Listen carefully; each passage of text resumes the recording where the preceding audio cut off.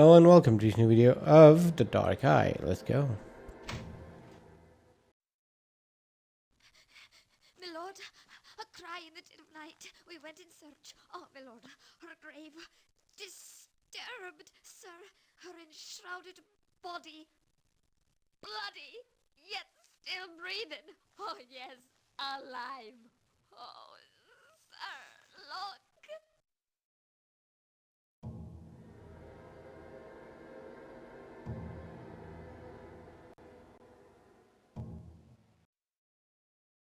Oh, sir, what's this?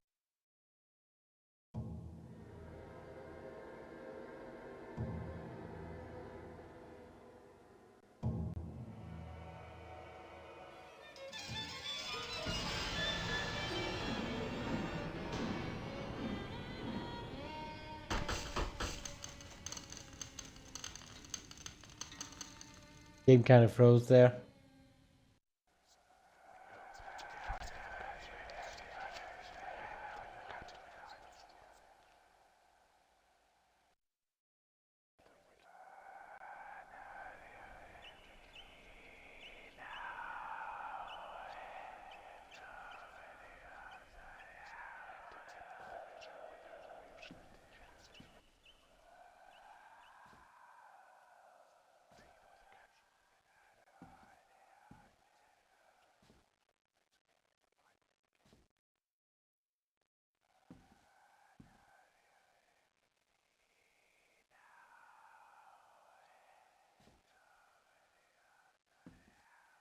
Do I have every painting now?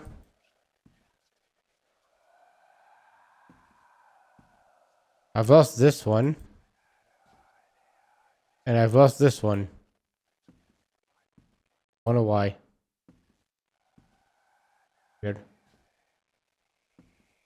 What do I do now? Do I go out? No.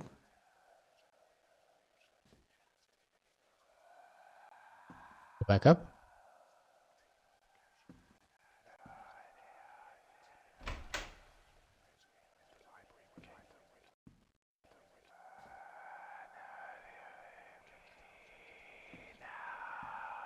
No.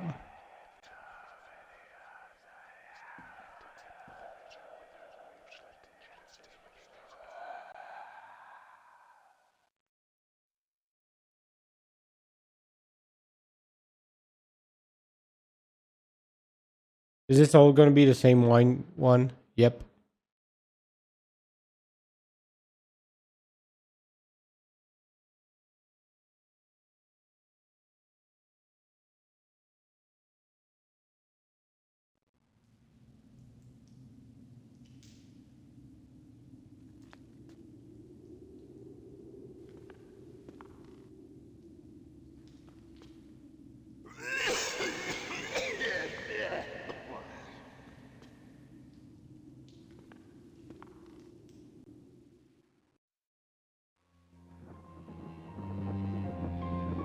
Continue the game. Not this.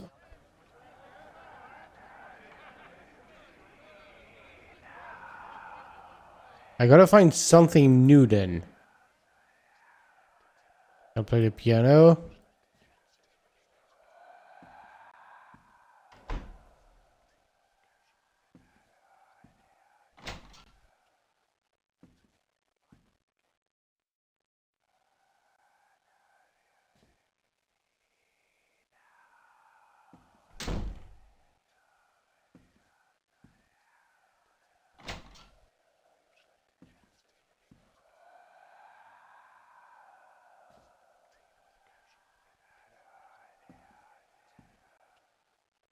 I'm guessing all the way up then. Not sure exactly where the game wants me to go now.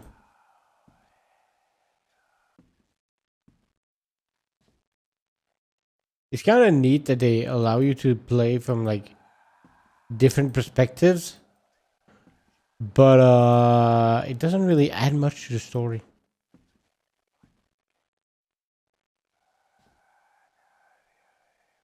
Yeah, I'm confused now. Where to go?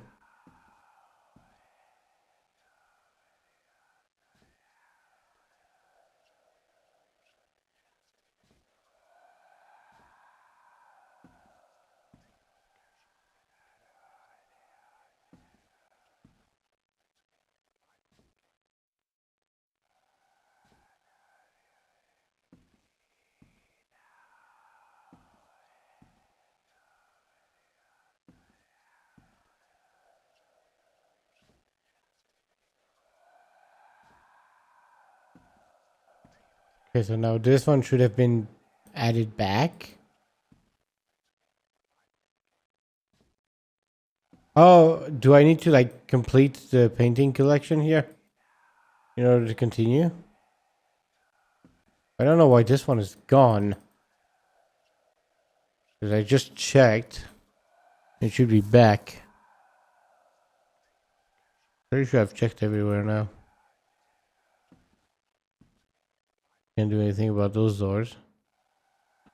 Could go in the fish room, but I already went in the fish room. This painting, still nothing to do about it.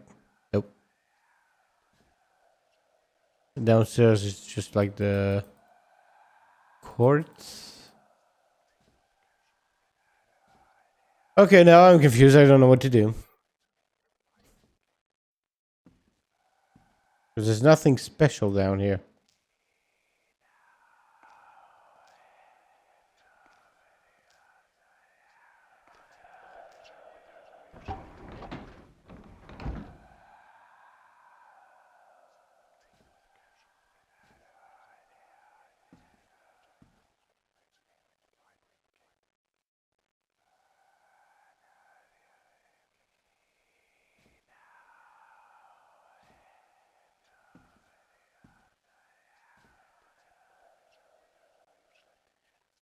Fuck. Oh wait, we've got the audio now. Maybe we get the cutscene normally. Red Death had long devastated the country. Fuck yeah, we get the cutscene. No pestilence had ever been so fatal or so hideous. Blood was its avatar and its seal. The redness of the horror of blood. There were sharp pains and sudden dizziness, and then profuse bleeding at the pores. The scarlet stains upon the body, and especially upon the face of the victim, were the pest bands which shut him out from the aid and sympathy of his fellow men. The whole seizure, progress, and termination of the disease were the incidents of half an hour. But the Prince Prospero was happy and dauntless and sagacious. When his dominions were half depopulated, he summoned to his presence 1,000 hale and light-hearted friends from among the knights and dames of his court, and with these retired to the deep seclusion of his castellated abbey. This was an extensive and magnificent structure, the creation of the prince's own eccentric yet august taste. A strong and lofty wall girdled it in. This wall had gates of iron. The courtiers, having entered, brought furnaces and massy hammers and welded the bolts. They resolved to leave means neither of ingress nor egress to the sudden impulses of despair or frenzy from within. The abbey was amply provisioned. With such precautions, the courtiers might bid defiance to contagion. The external world could take care of its... Trying to find where to go next because I'm pretty sure I knew the end. Folly to grieve or to think. The prince had provided all the appliances of pleasure. There were buffoons, there were improvisatori, there were ballet dancers, there were musicians, there was beauty, there was wine. All these and security were within. Without was the Red Death. It was toward the close of the 5th or 6th month of his seclusion, and while the pestilence raged most furiously abroad, that the Prince Prospero entertained his 1,000 friends at a masked ball of the most unusual magnificence. It was a voluptuous scene, this masquerade. But first, let me tell you of the rooms in which it was held. There were 7. In the middle of each, a tall and narrow Gothic window looked down upon the closed corridor, which pursued the windings of the suite. These windows were of stained glass, whose color varied in accordance with the prevailing hue of the decorations of the chamber into which it opened. That at the eastern extremity was hung, for example, in blue, and vividly blue were its windows. The second chamber was purple in its ornaments and tapestries, and here the panes were purple. The third was green throughout, and so were the casements.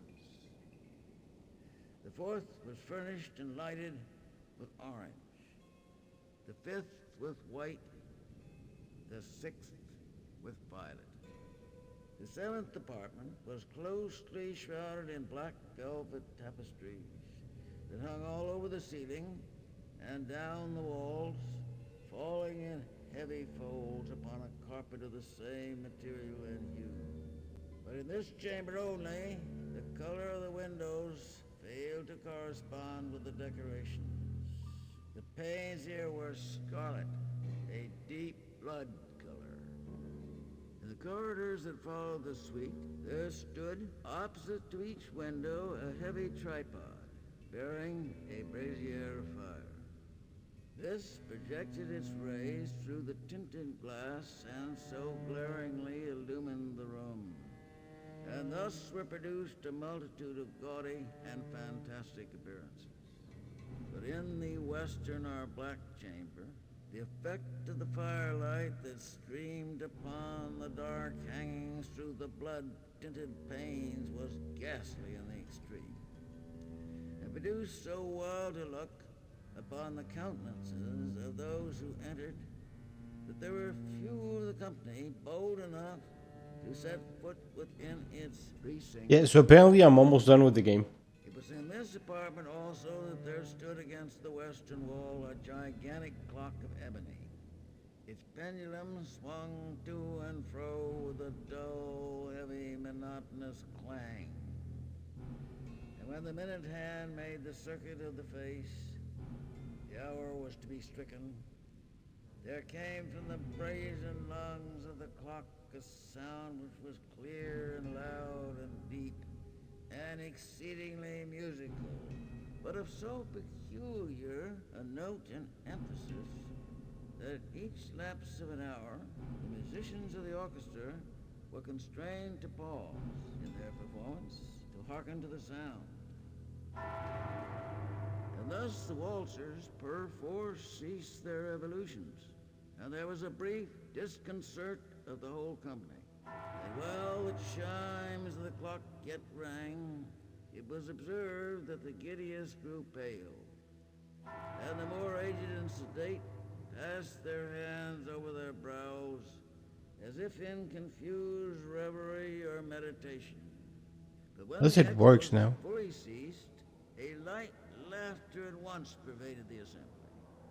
The musicians looked at each other and smiled, as if at their own nervousness and folly, and made whispering vows each to the other that the next chiming of the clock would produce in them no similar emotion. And then, after the lapse of 60 minutes, there came yet another chiming of the clock, and there were the same disconcert and tremulousness and meditation as before. But in spite of these things, it was a magnificent revel. The tastes of the Duke were peculiar. He had a fine eye for color and effects. He disregarded the decor of mere fashion.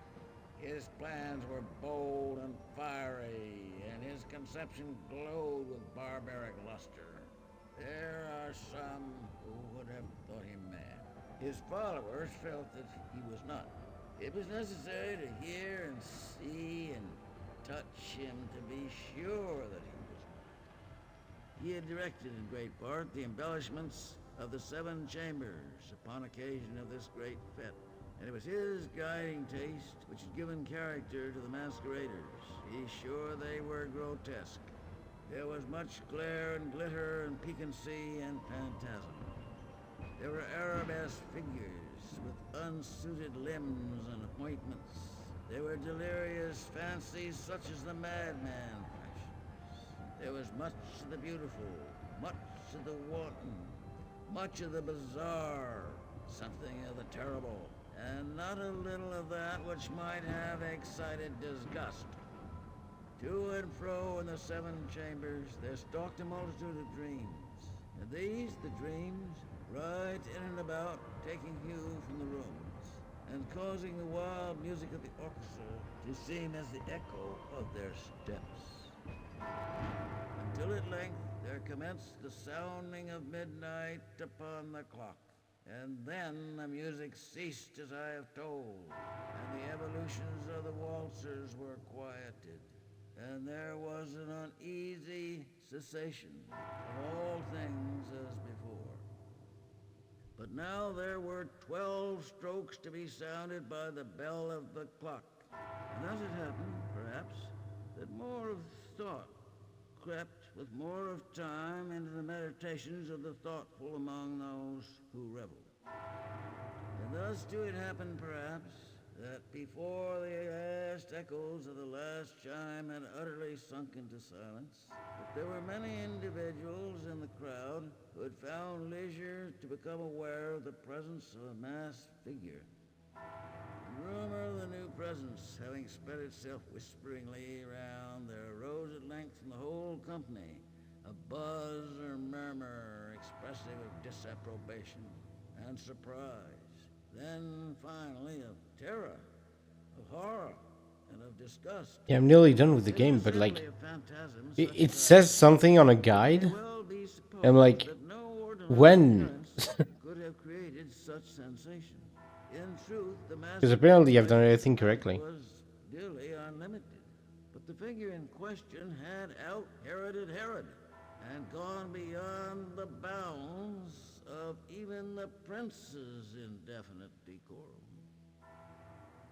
There are chords in the hearts of the most reckless, which cannot be touched without emotion. Even with the utterly lost, to whom life and death are equally jests, there are matters of which no jest can be made. The whole company, indeed, seemed now deeply to feel that in the costume and bearing of the stranger, neither wit nor propriety existed. The figure was tall and gaunt, and shrouded from head to foot in the habiliments of the grave. The mask which concealed the visage was made so nearly to resemble the countenance of a stiffened corpse that the closest scrutiny must have had difficulty in detecting the cheat. And yet all of this might have been endured, if not approved by the mad revelers around. But the mummer had gone so far as to assume the type of the Red Death. His vesture was dabbled in blood, and his broad brow with all the features of his face was besprinkled with a scarlet horror. When the eyes of Prince Prospero fell upon this spectral image... Oh yeah, I'm just supposed to go through the door after this. Solemn movement, as if more fully to sustain its role, stalked to and fro among the waltzers.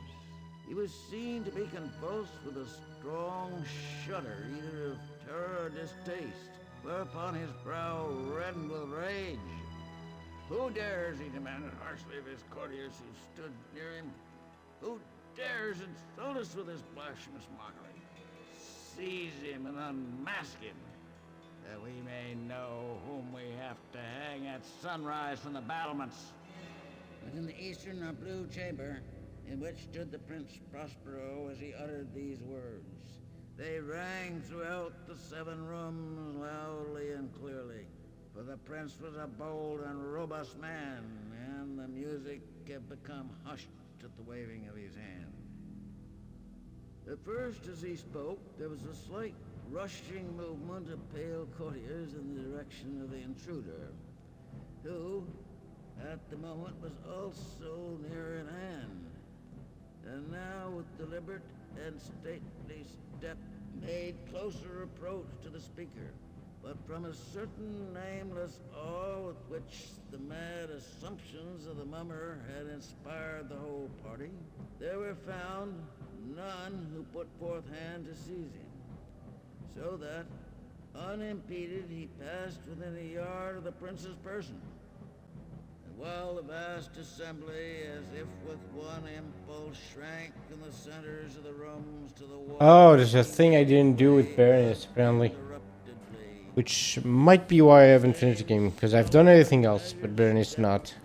Through the blue chamber to the purple, through the purple to the green, through the green to the orange, through this again to the white, and even thence to the violet.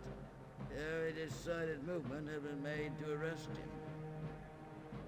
It was then, however, that the Prince Prospero, maddening with rage and the shame of his own momentary cowardice, rushed hurriedly through the 6 chambers, while none followed him on account of a deadly terror that had seized upon all.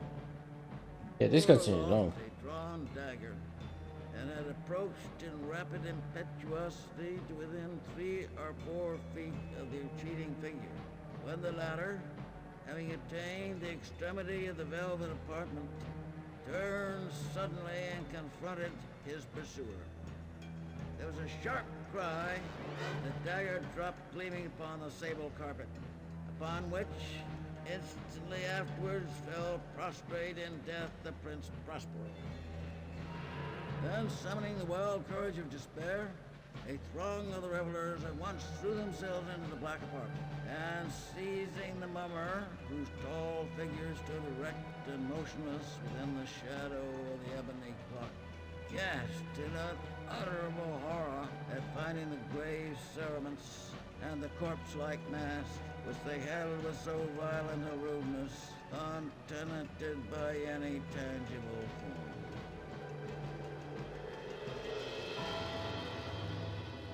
Now was acknowledged the presence of the Red Death.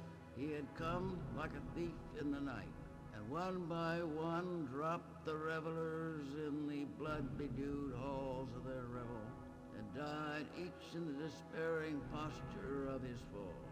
The light of the ebony clock went out with the last of the gay, and the flames of the tripods expired, and darkness and decay and the Red Death held illimitable dominion over all.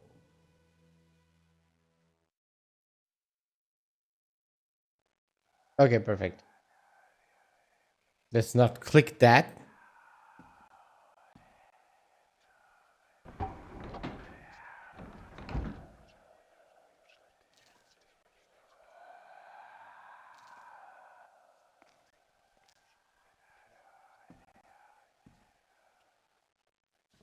Oh, there's the Red Death here.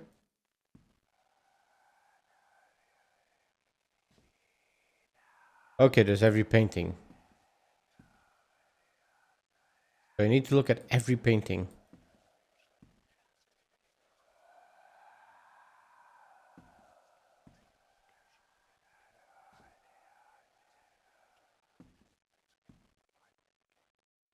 Okay, so I've looked at every painting.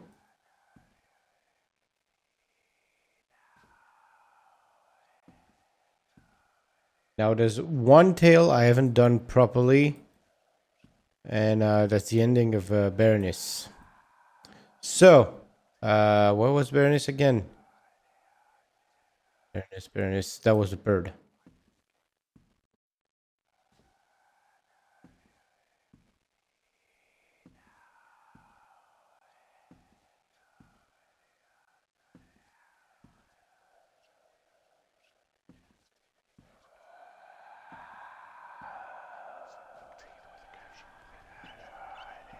There you go.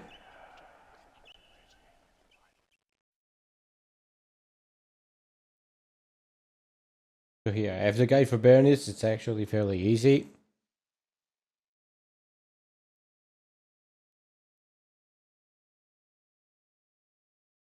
What? Wait, that's a new one. Berenice, will you marry me?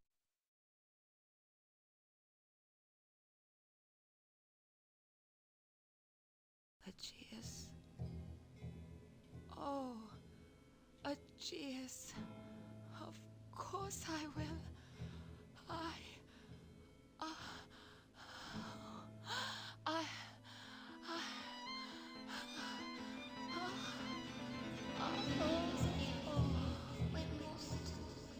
Fetch the doctor. Find her medicine.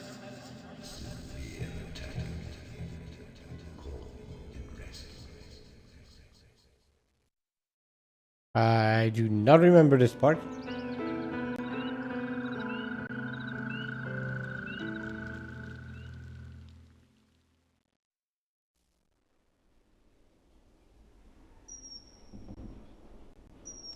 Oh, okay, so this is new.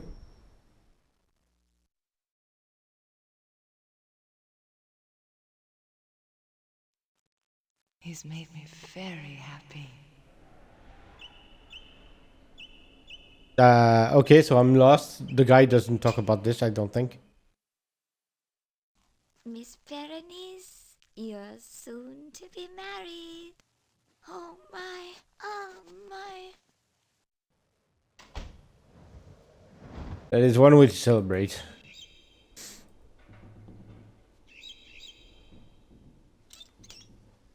Berenice, my dear Berenice. Okay.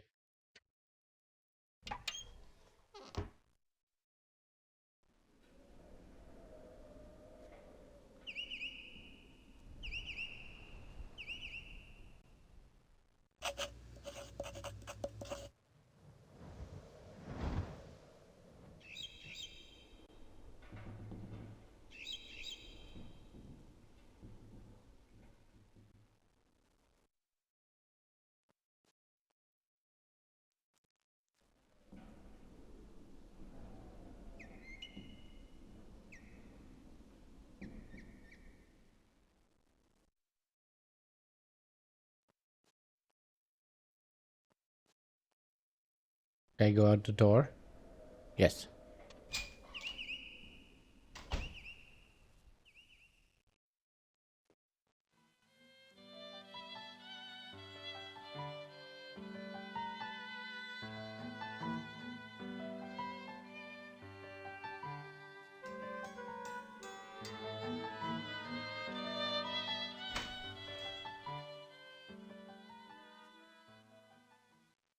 He's so distant. I hope he's all right. Aegeus? Huh? Oh, I'm sorry to distract you. I wanted to tell you, Cook's chosen duck for the wedding feast.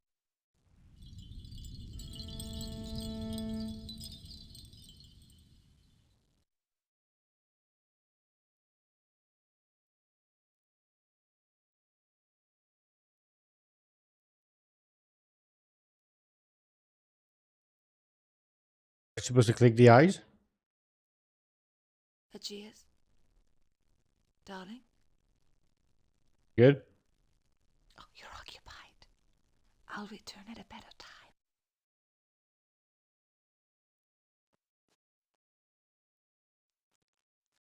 time. Aegeus doesn't look... Perhaps I should get the doctor. I'm not well either. I must get my medicine. My medicine. My medicine. Lick it.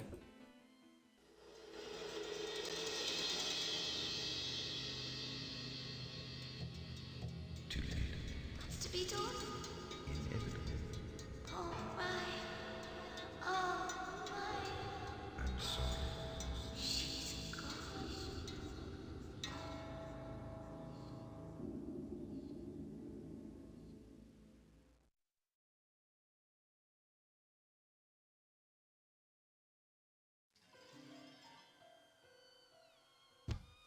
No. No. What have they done?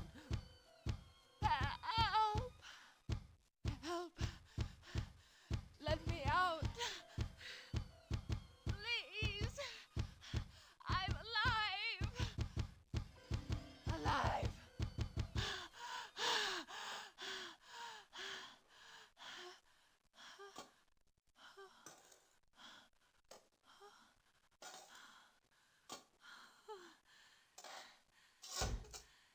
Thank God.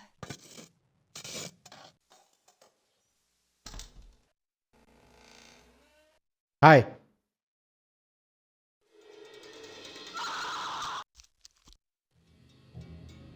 Bye.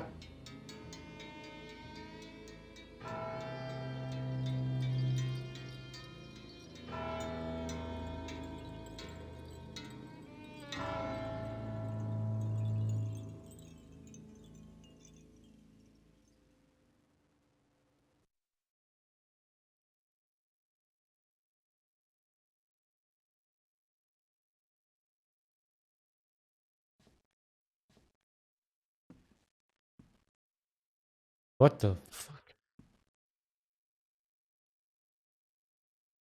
This man draws the weirdest shit.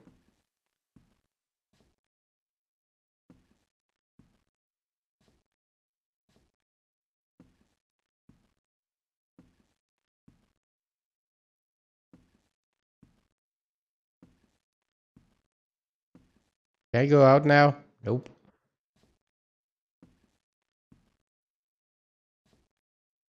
Why is the painting gone again? Bro, I've got the painting. I've got everything else. Fuck you.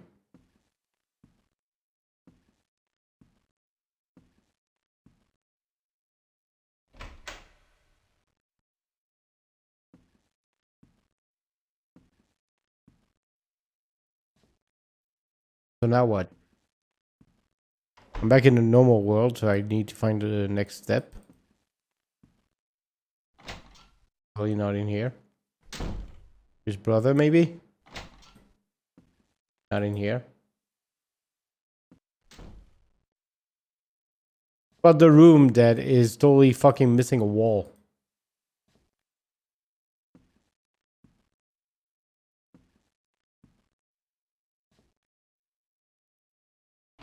There he is. She's alive. I know it. Okay. I can feel her blood flowing through the house. I hear her whisper. I hear her very heart.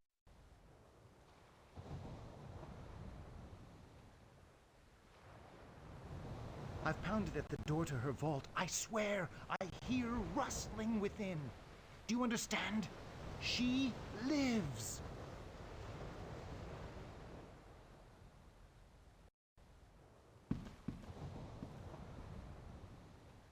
Okay, you ran. Let's go down, I guess. Oh, hi. Your brother has lost his sanity. Not even embers can restrain him. I understand you carried messages between Elisa and him. Then come, carry one more.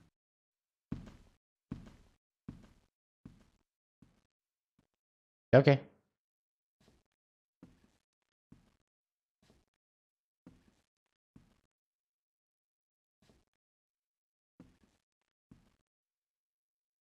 Henry is of an exceedingly sensitive nature.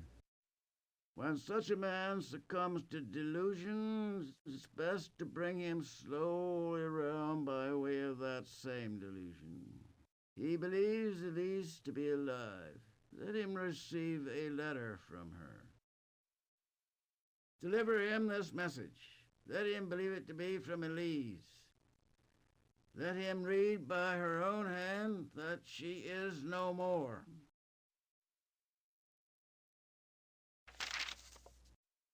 If you think he's going insane, I don't think making him read the letter of a dead woman telling him, by the way, I'm dead, is gonna make him less insane. I could be wrong, but I feel like that's like not the play.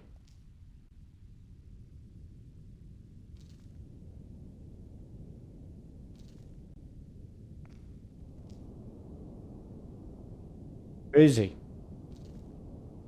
Where'd Bro go? I kind of expected him to go down here.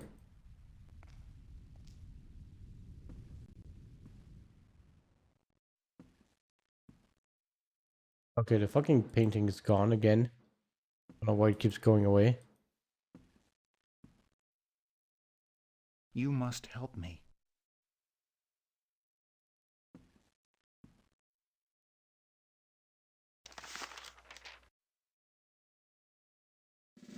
After dusk.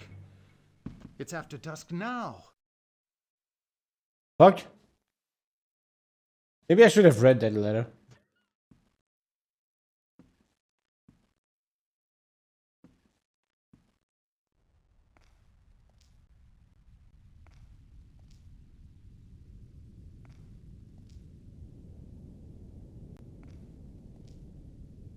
Wait, where did he go?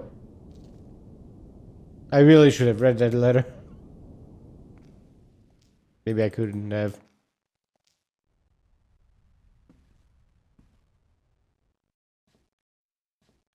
You go outside? Oh, he did. I tried to follow, but my haste made me... Finally, I emerged into the night. Elise! Elise, it's Henry! Elise, are you there? In the distance, I could hear my brother crying out. Elise, are you there? Elise! Elise, answer me! In the bright moonlight, I could see the rise and swell of the ocean from afar. The wave collected itself into a vast wall of destruction, then seemed to hesitate, poised in the moonlight. Then, with a terrific crash, the full force of the sea met the cliff face, shattering the calm of the night, surely forever.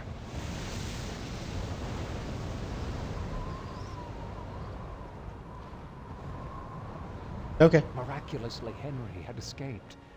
He lay panting on the cliff edge, then rose to survey the scene of his near demise. As I watched him, I saw a second silhouette emerge from the brush behind. Henry turned and pronounced the name I dared not utter. Elise? But it was not Elise.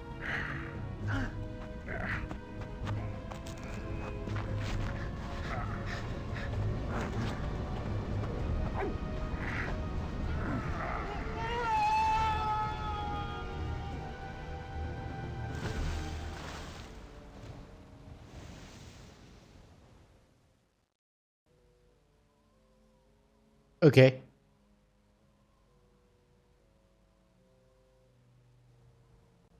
Why? My wrath falls with certainty. Your brother was driven to insanity by breathing paint fumes from a lantern. You carried messages for them. You sang and flirted with her. You tried to save him.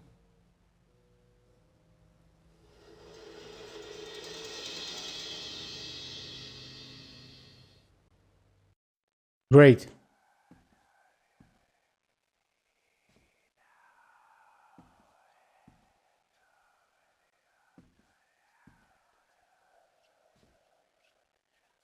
Back to insanity world again. Wonderful. What is drawn? This.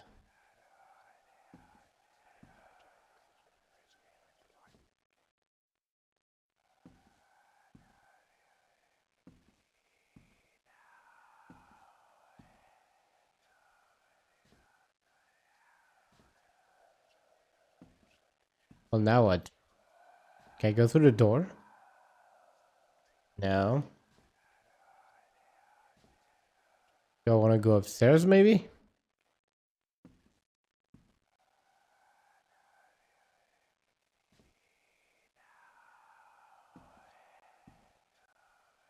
I have a guide right next to me, and this is nowhere in it.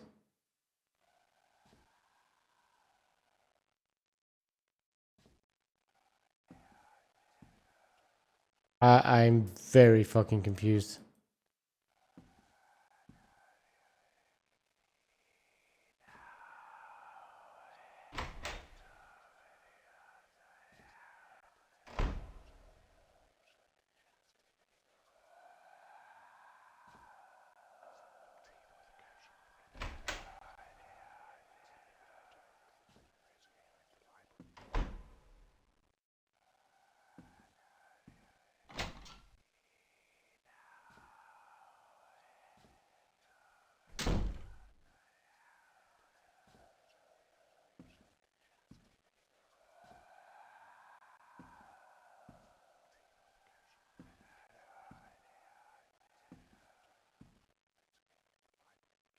What am I supposed to do?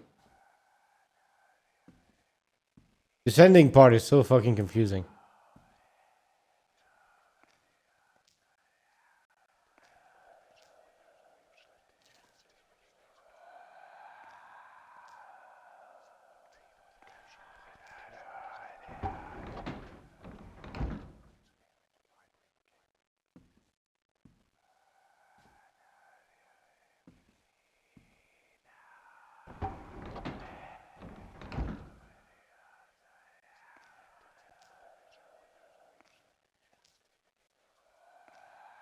Yeah, I went there because the game said something about, the guide said something about being in front of the Red Death Tapestry.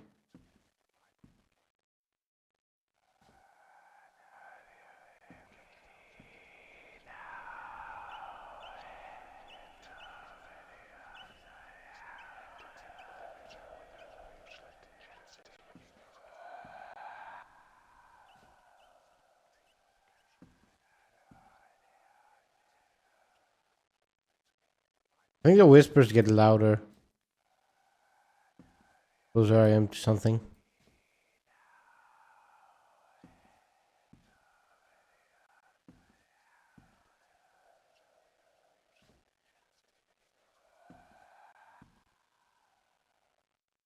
But it's clearly not here because there's like very quiet whispers.